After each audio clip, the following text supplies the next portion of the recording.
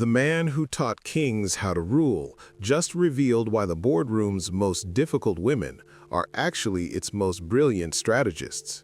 While modern corporate culture scrambles to decode female leadership potential, Niccolo Machiavelli, the Renaissance mastermind who literally wrote the manual on political power, had already solved this puzzle 5 centuries ago. His observations of rulers across Italy led him to a conclusion that would scandalize his era and revolutionize ours. Women possess natural strategic advantages that make them superior leaders, not despite their emotional intelligence, but because of it. Everything you've been told about female leadership is backwards. That quality they label as manipulation when you skillfully navigate office politics, Machiavelli called it strategic excellence, virtue in Renaissance terms, the highest form of political intelligence. That tendency to overthink situations by considering multiple perspectives and potential outcomes, he recognized this as the sophisticated analysis that separates masterful leaders from reactive ones. Your ability to read subtext, manage competing interests, and maintain complex relationship dynamics simultaneously, these aren't workplace liabilities. They're the exact competencies that Machiavelli identified as essential for anyone seeking to wield real influence. Consider Caterina Sforza, the Renaissance countess whose strategic brilliance so impressed Machiavelli that he featured her prominently in his political writings. When assassins murdered her husband and threatened her children as hostages, she didn't collapse into emotional hysteria as her enemies expected. Instead, she executed a masterful strategic deception, appearing to negotiate while secretly planning a counterattack that would reclaim her territories and eliminate the threat permanently. Machiavelli, who met her personally as a Florentine ambassador, wrote admiringly of her political skills and her ability to combine emotional awareness with ruthless strategic calculation. This is precisely what modern corporate culture fails to understand about female leadership. When you walk into a meeting and immediately sense the underlying tensions, competing agendas, and unspoken power dynamics at play, you're not being overly sensitive, you're demonstrating the kind of multi-layered strategic awareness that Machiavelli recognized as the foundation of effective leadership. When you instinctively know how to frame a proposal to appeal to different stakeholders' varied motivations, you're applying the same psychological sophistication that he observed in history's most successful rulers. Yet today's workplace systematically punishes women for exhibiting these natural strategic gifts.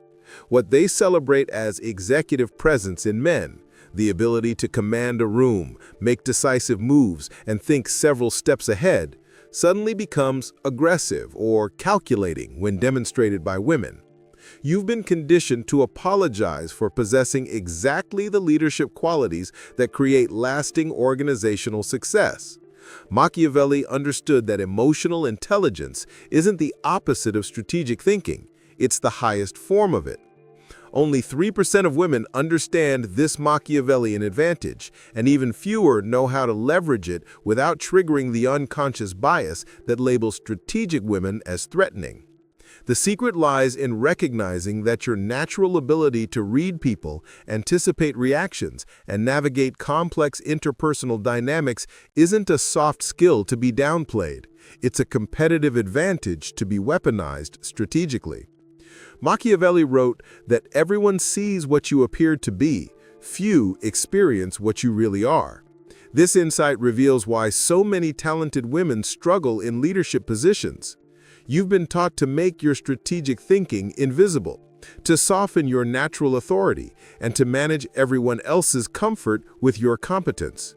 But true Machiavellian leadership operates from the opposite principle, appearing approachable while being strategically formidable, seeming collaborative while maintaining absolute clarity about your objectives. The Renaissance master understood that the most effective leaders combined what appeared to be contradictory qualities: strength with flexibility, decisiveness with emotional awareness, strategic thinking with interpersonal sensitivity. These aren't contradictions for women, they're natural integrations. Your ability to be simultaneously strategic and emotionally intelligent, collaborative and decisive, supportive and ambitious, represents the leadership model that Machiavelli identified as most likely to achieve lasting success. But before you can harness this Machiavellian advantage, you need to understand why corporate culture systematically undermines women's natural leadership gifts and how to recognize when you're unconsciously diminishing your own strategic power to accommodate others' discomfort with female authority. Right now, there's a woman in a corner office who just spent 2 hours rehearsing how to deliver feedback without seeming too harsh to her male direct report. She's crafted 17 different versions of the same message, each one progressively softer, more apologetic, more hedged with qualifications and disclaimers. The irony? This same woman can negotiate million-dollar deals, analyze complex market trends, and solve problems that leave her male colleagues stumped. But when it comes to simply telling someone their work needs improvement, she's paralyzed by the impossible calculation of appearing authoritative without seeming threatening. This is the exhausting reality of female leadership in modern corporate culture, living in a psychological prison where every word is scrutinized, every decision is second-guessed, and every display of competence must be carefully calibrated to manage other people's comfort with your authority. You know this exhaustion intimately. The mental energy you spend monitoring your tone, softening your language, and apologizing for having the strategic vision they literally hired you to provide. The corporate world has created an impossible double bind for women that would have baffled Machiavelli. Be assertive and you're labeled aggressive, bossy, or difficult. Be collaborative and you're seen as weak, indecisive, or lacking executive presence. Display your strategic thinking, and you're accused of overthinking or being too complicated. Trust your instincts about people and situations, and you're dismissed as emotional or intuitive rather than logical. There's no safe middle ground, because the system isn't designed to accommodate female leadership. It's designed to question it. That voice in your head telling you to soften your approach isn't your wisdom speaking, it's your conditioning. Every time you catch yourself adding, "I could be wrong, but," before sharing your analysis, or "this might not work, but," before presenting your solution, you're not being humble or collaborative. You're unconsciously training your colleagues to take you less seriously. You've been so thoroughly conditioned to minimize your competence that you do it reflexively, even when you possess more expertise than anyone else in the room. The psychological toll of constantly managing everyone else's comfort with your authority is staggering. Research shows that 75% of women executives experience imposter syndrome. But this isn't a personal failing. It's the predictable result of working in environments that systematically question your right to lead. When your natural strategic instincts are consistently reframed as character flaws, when your comprehensive analysis is dismissed as overthinking, when your ability to read complex situations is labeled as being too emotional, of course you begin to doubt your own competence. You find yourself in the surreal position of feeling like a fraud in areas where you're genuinely excellent. You second-guess decisions that your male colleagues would make without hesitation. You apologize for taking up space in meetings where your insights are the most valuable. You minimize your achievements and attribute your success to luck rather than skill, because acknowledging your competence feels dangerous in an environment that punishes confident women. Meanwhile, your male counterparts, many of whom possess a fraction of your strategic intelligence, stride through the workplace with unquestioned confidence. They make pronouncements without extensive research, delegate without apology, and command respect simply by assuming they deserve it. What's maddening is that this isn't necessarily conscious bias on their part. It's the invisible system that automatically validates male authority while requiring women to constantly prove their worthiness to lead. The corporate culture treats female strategic thinking as a liability rather than an asset. When you naturally consider multiple variables, anticipate potential problems, and develop contingency plans, you're accused of overcomplicating simple decisions. When your male colleague presents a surface-level analysis that misses crucial factors, he's praised for his clarity and decisiveness. The very qualities that make you an exceptional leader, your ability to think systemically, read interpersonal dynamics, and anticipate unintended consequences, are reframed as evidence that you're not leadership material. You've been trained to apologize for having the strategic vision they hired you to provide. Every time you present a comprehensive solution, you preface it with disclaimers. Every time you identify a problem others missed, you soften the delivery to avoid seeming critical. Every time you demonstrate the exact competencies that define effective leadership, you simultaneously apologize for possessing them. This isn't modesty, it's learned helplessness in the face of systematic undermining. The men worth following actually prefer leaders who think 3 moves ahead, who can navigate complex stakeholder relationships, who possess the emotional intelligence to understand what motivates different team members. But these men are often silent in the face of the cultural bias that punishes these qualities in women. They benefit from your strategic thinking while allowing the system to continue questioning your authority to think strategically. You're caught in an impossible bind. The very environments that need your leadership skills the most are the ones that make it most difficult for you to display them authentically.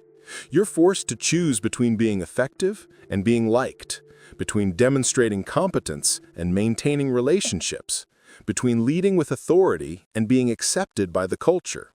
It's a false choice that no male leader faces, and it's designed to keep you small, regardless of your capabilities.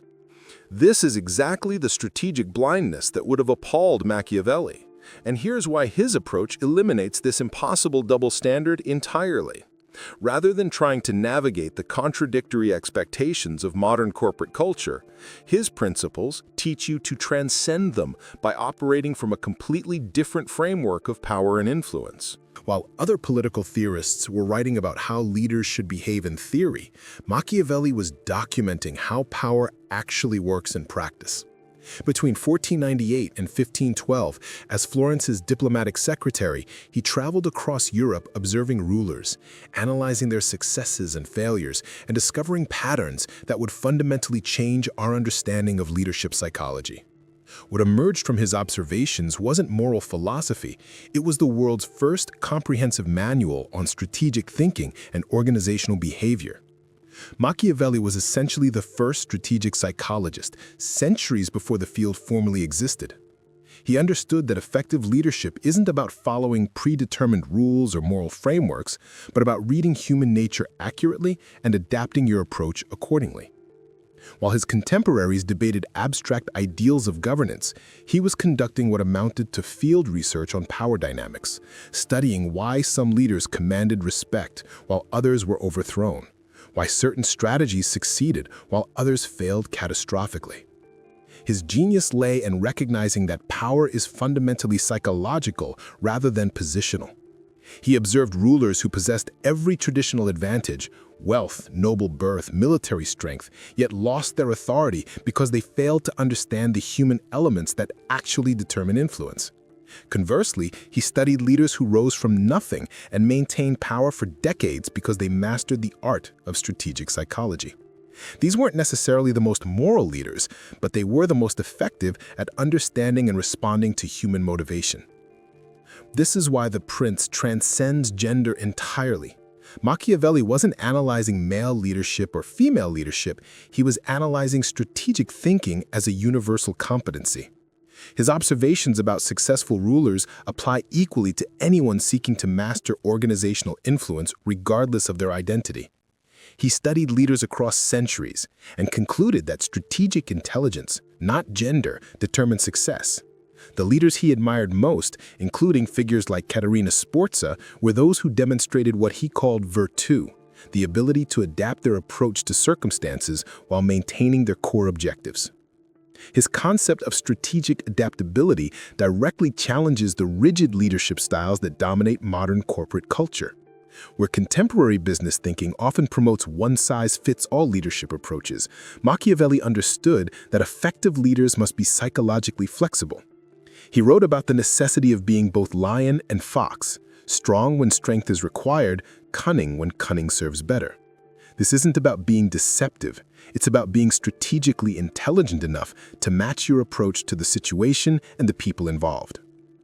What makes his insights particularly relevant for women is his understanding that the most powerful leaders are those who can operate on multiple levels simultaneously. His analysis reveals why women's natural multi-layered thinking creates superior strategic leaders. When you instinctively consider not just what needs to be done, but how different stakeholders will respond, what unintended consequences might arise, and how to position your approach for maximum effectiveness, you're demonstrating the exact kind of sophisticated strategic thinking that Machiavelli identified as the hallmark of exceptional leadership. He observed leaders who failed typically fell into one of two traps.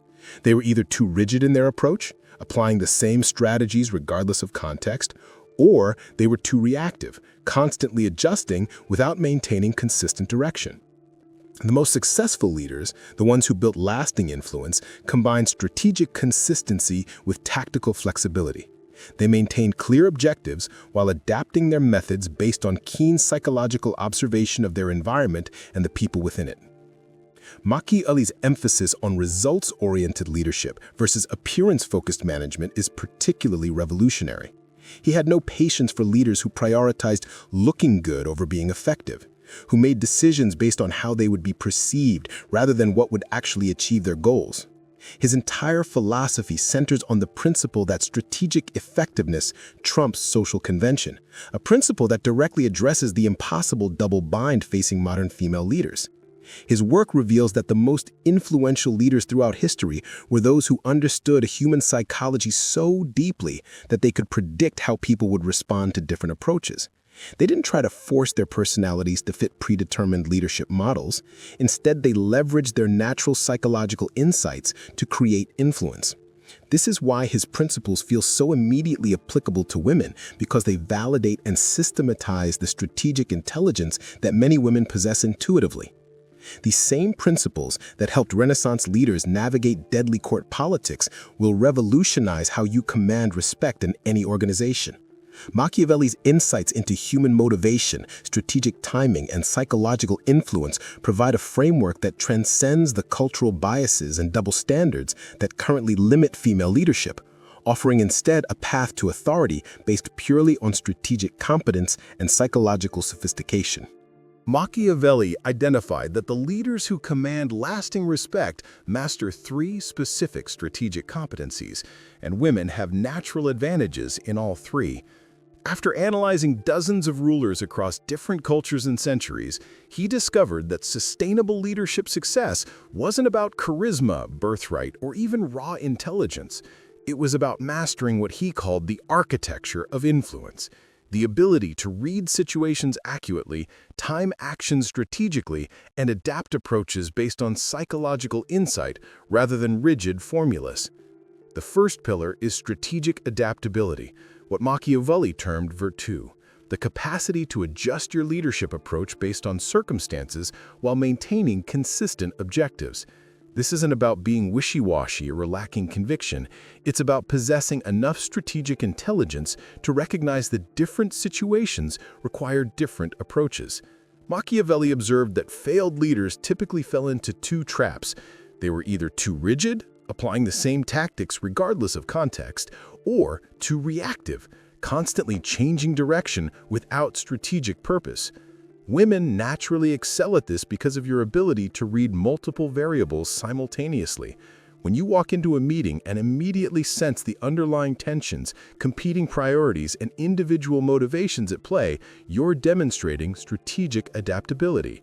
Instead of applying a one-size-fits-all leadership approach, you instinctively adjust your communication style, timing, and emphasis based on your read of the room. This isn't being calculating, it's being strategically intelligent. Here's how this looks in practice. Instead of seeking consensus on every decision, you might say, "I've considered the perspective shared, and here's our direction." This demonstrates that you value input while maintaining decisional authority. When facing resistance to a new initiative, rather than either bulldozing through or backing down completely, you adapt your approach. "I can see this timeline feels aggressive. Let's identify which elements are non-negotiable and where we have flexibility. You're maintaining your objective while adapting your method based on the strategic intelligence you've gathered from their responses. The second pillar is calculated timing, understanding that the success of any leadership action depends as much on when you act as what you do. Machiavelli wrote extensively about the importance of timing in political moves, recognizing that even the right decision executed at the wrong moment can fail catastrophically. This requires what he called prudence, the ability to read the environment accurately and choose your moment strategically. Women often possess superior timing instincts because of your natural attunement to relational and emotional dynamics. You sense when someone is ready to hear difficult feedback versus when they're too defensive to process it effectively. You recognize when a team is ready for a stretch goal versus when they need recovery time. You understand when to address a conflict directly versus when to let natural resolution processes work. These aren't soft skills, they're sophisticated strategic competencies that most male leaders struggle to develop. Your strategic instincts are leadership data, not personal insecurities. When something feels off about a proposed strategy, when you sense that a team member is struggling even if they haven't explicitly said so, when you have a gut feeling about market timing or stakeholder reactions, this is your strategic intelligence processing information that others might miss.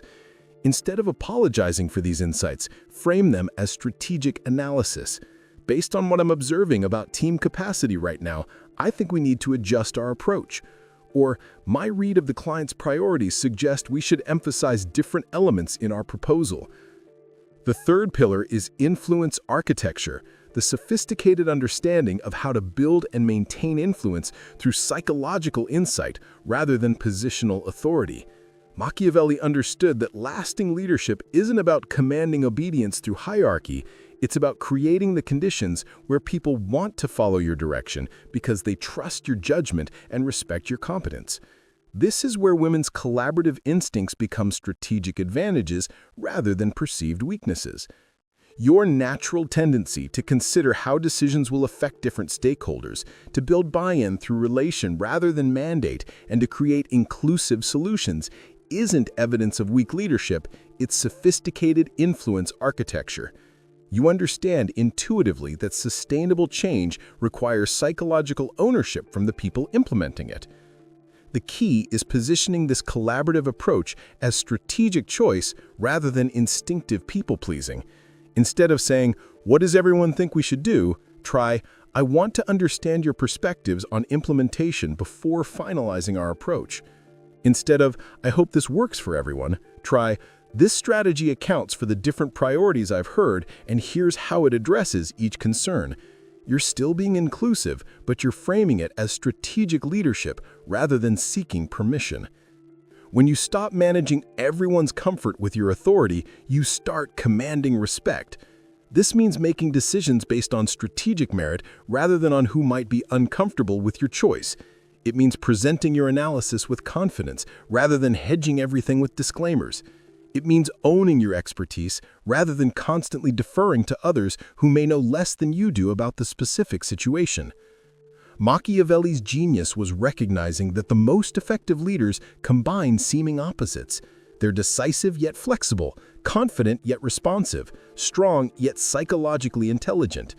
For women, this isn't about developing contradictory traits, it's about recognizing that you already possess this integration naturally. Your ability to be simultaneously strategic and emotionally aware, collaborative and decisive, supportive and demanding represents exactly the leadership model that Machiavelli identified as most likely to succeed.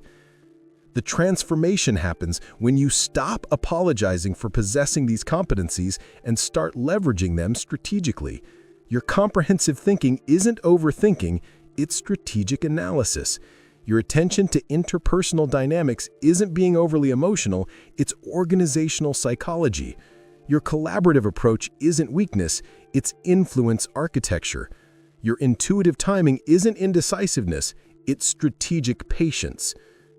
Now that you understand the strategic foundation, Here's exactly how to apply these principles in your daily leadership challenges, starting with the most common situations where women unconsciously give away their strategic advantage and how to reclaim it immediately. Tomorrow, when your strategic instincts conflict with team comfort, and they will, you're going to lead like a Renaissance master instead of a corporate people-pleaser. The moment of truth always comes when your analysis suggests one direction, while the group gravitates toward consensus and comfort. This is where most women unconsciously give away their strategic advantage, choosing harmony over leadership. But you're going to do something different. Start with decisions that don't require consensus. Practice strategic authority on smaller issues first. When the team debates endlessly about meeting logistics, project timelines, or resource allocation, this is your training ground. Instead of facilitating endless discussion, try, "I've heard the perspectives. We're going with option B because it aligns with our quarterly priorities and resource constraints. Let's move to implementation." Notice how your nervous system responds to making a clear, strategic call without seeking permission. Build your strategic confidence through incremental wins by choosing progressively higher stakes situations. Begin with tactical decisions where you have clear expertise. Based on the data I'm seeing, we need to adjust our approach. Here's what we're implementing starting Monday. Then, advance to resource decisions. I'm reallocating Sarah's time to the Johnson project because that's where we can create the most impact this quarter. Eventually, you'll handle strategic direction changes. The market feedback is telling us to pivot our messaging. I'm briefing the communications team tomorrow on the new approach. Their initial surprise at your strategic directness is evidence that it's working. Colleagues who are accustomed to the endless consultation model of female leadership will seem momentarily disoriented when you start making clear, strategic decisions. This discomfort isn't your problem to solve. It's valuable information about whether these people can adapt to working with someone who leads strategically rather than seeking constant approval. Watch for warning signs that you're reverting to approval-seeking leadership patterns, over-explaining your reasoning as if you need permission to make strategic calls, immediately backing down when someone questions your decision, or adding disclaimers like, "I could be wrong, but," after sharing your strategic analysis. The voice telling you to soften your approach is your conditioning, not your strategic intelligence. Here are your tactical scripts for the most common scenarios where women give away strategic power. When someone challenges your decision, "I appreciate your perspective. I've weighed the factors, and this is the direction we're taking. Let's focus on execution." When accused of not considering someone's input, "I did consider your input along with several other factors. This decision accounts for our broader strategic priorities."